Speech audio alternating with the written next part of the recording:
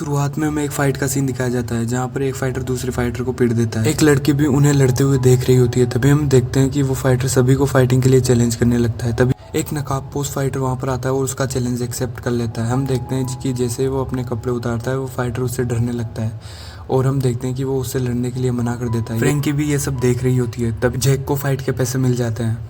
जैसे ही वो बाहर निकल के आता है वो दूसरा फाइटर गुस्से में आकर उसके पेट में एक चाकू रोप देता है और वहां से भाग जाता है। फ्रैंकी भी ये सब देख लेती है और तभी हम देखते हैं कि फ्रैंकी उसके पास में आती है और उससे बातें करने लगती है और उसे बोलती है कि वो फाइटर तुम्हें देख के ही तुमसे लड़ने के लिए मना कर दिया। और जैक उससे टेब लेता है और अपने घाव पर लगा लेता है। फ्रैंकी उसे अपने क्लब में इन्वाइट करती है एज ए बॉडीगार्ड करने के लिए, लेकिन वो मना कर देता है और फ्रैंकी उसे अपना कार देती है जिसे वो गाड़ी के डैशबोर्ड में रख देता है। तभी गाड़ी लेकर निकलता है। तभी हम देखते हैं कि उसकी गाड़ी जाकर ट्रेन की पटरियों के ऊपर बंद हो जाती है और हम देखते हैं कि ट्रेन आकर उसकी गाड़ी को ठोक देती है और उसकी गाड़ी खराब हो जाती है। और तभी उसे उस कार्ड का ख्याल आता है और वह अगले दिन वह रोड हाउस की तरफ निकल जाता है और बस स्टेशन पर रुक जाता है। तभी हम देखते हैं कि बस स्टेशन के पास में एक बुक स्टोर होता है जहाँ पर एक लड़की बैठी हुई होती है और वो लड़की उससे आके बातें करने लगती है और उसे एक बुक फ्री में दे देती है। और तभी हम देखते हैं कि उस लड़की के पिता आकर भी जैक से बात करने लगते हैं और हम देखते हैं कि जैक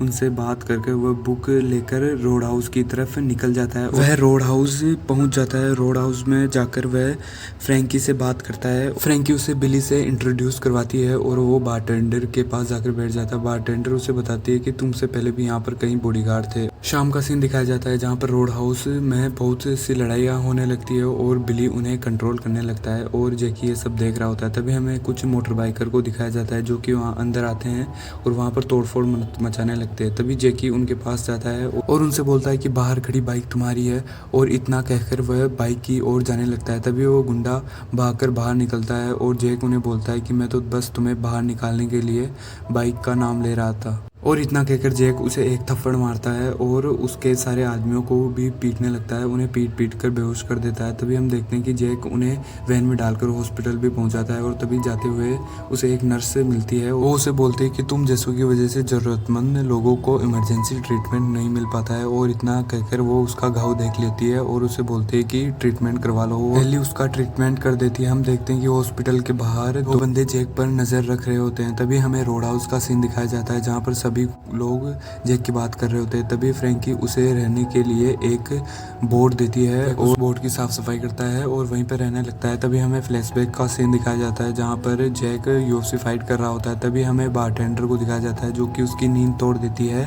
बारटेंडर उसके लिए खाना भी लेकर आई होती है। तभी हमें जैक को दिखाया जाता है जो कि उसी बुक स्टोर में जाता है और वहाँ पर कंप्यूटर की डिमांड करता है। वो लड़की उसे कंप्यूटर दे देती है। तभी हमें कुछ बाइकर को दिखाया जाता है जो कि उस लड़की को परेशान कर रहे होते हैं। तभी वो जैक को देखते हैं और वहाँ से चले जाते हैं। जैक भी रोड हाउस आ जाता है और वह फ्रैंकी से पूछता है कि क्या कारण है कि वो बाइकर तुम्हारे ही क्लब में आते हैं। और तभी हमें एक यार्ड का सीन दिखाया जाता है जहाँ पर एक अमीर व्यक्ति उन बाइकर को बोल रहा होता है कि कैसे भी करके मुझे रोड हाउस चाहिए। और तभी हमें शाम को रोड हाउस का सीन दिखाया जाता है जहाँ पर फिर से लड़ाई होने लगती है। जैक बिली को कुछ टिप्स देता है और हम देखते हैं कि बिली उस बंदे को मार देता है और तभी जैक आकर उस दूसरे बंदे को भी पीटने लगता है। रोड हाउस से बाहर निकाल देते हैं और तभी हम देखते हैं कि जैक बारटेंडर से बात कर रहा होता है और अपनी प्रैक्टिस भी चालू करता है। तभी वह दूसरे बंदे से मिलता है और उसे भी कुछ टिप्स देता है। जैसे ही शाम को रोड हाउस में लड़ाई होती है सैम और बिली ही सब गुंडों को मार देते हैं। और तभी हमें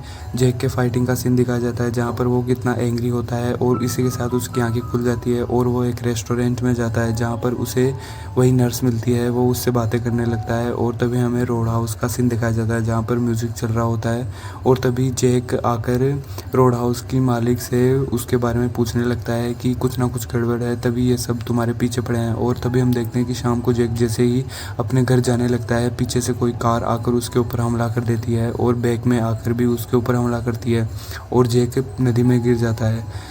जैक वहाँ से निकलकर अपने बोट में आता है। तभी वहाँ पर हम देखते हैं कि वही गुंडा उसका वेट कर रहा होता है। जैक उससे लड़ता है और हम देखते हैं कि लड़ते लड़ते वो बंदा पानी में गिर जाता है और तभी हम देखते हैं कि पानी में मगरमच्छ आता है और उस गुंडे को खींचकर अपने साथ ले जाता है। हम देखते हैं कि जैक उसके लिए कुछ नहीं कर पाता है और तभी हमें सुबह का सीन दिखाया जाता है जहाँ पर उस बंदे की तलाश हो रही थी।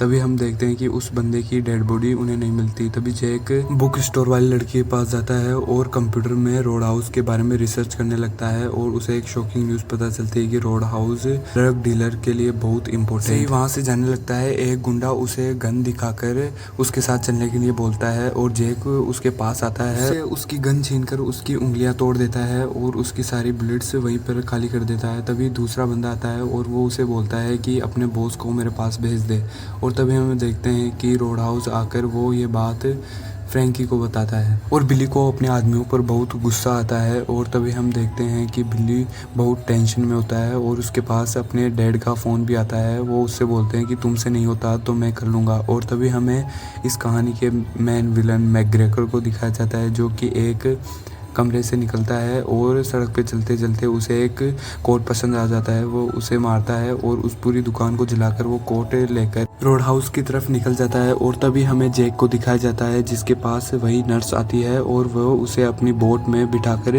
कहीं दूर ले जाती है और समुद्र के बीच में कैंपिंग करने लगती है और वो उसे प्रपोज भी कर देती है लेकिन जैक उसे मना कर देता है। हम देखते हैं कि वह दोनों एक अच्छा टाइम बिताते हैं और इधर मैकग्रेगर अपनी कार को फुल स्पीड में लेकर आता है और बिली के अड्डे पर पहुंच जाता है। मैकग्रेगर आकर बिली से बात करने लगता है कि तुम्हारे पिता ने मुझे भेजा है और हम देखते हैं कि बिली उससे थोड़ा बहुत समय मांगता है जिसमें वह रोड हाउस को अपना सके और मैकग्रेगर भी उसे थोड़ा बहुत टाइम देने के लिए मान जाता है लेकिन बोलता है कि जल्दी करो मुझे बहुत मार पिटाई करनी है। और तभी हमें दिखाते हैं कि वो नर्स जैक को उसके बोर्ड पर छोड़ देती है। तभी दो पुलिस वाले आकर उसे अरेस्ट कर लेते हैं और ये सब वो नर्स भी देख लेती है और हम देखते हैं कि वो पुलिस वाले एक सुनसान जगह पर ले जाकर जैक को उतारते हैं और उसे पीटने लगते हैं और उसे गन पॉइंट पर कर लेते हैं। तभी हम देखते हैं कि वो नर्स वहाँ पर गाड़ी लेकर आती है और उस शेरिफ को एक थप्पड़ मार देती है और जैक को लेकर वहाँ से चली जाती है और जैक को पता चलता है कि वो शेरिफ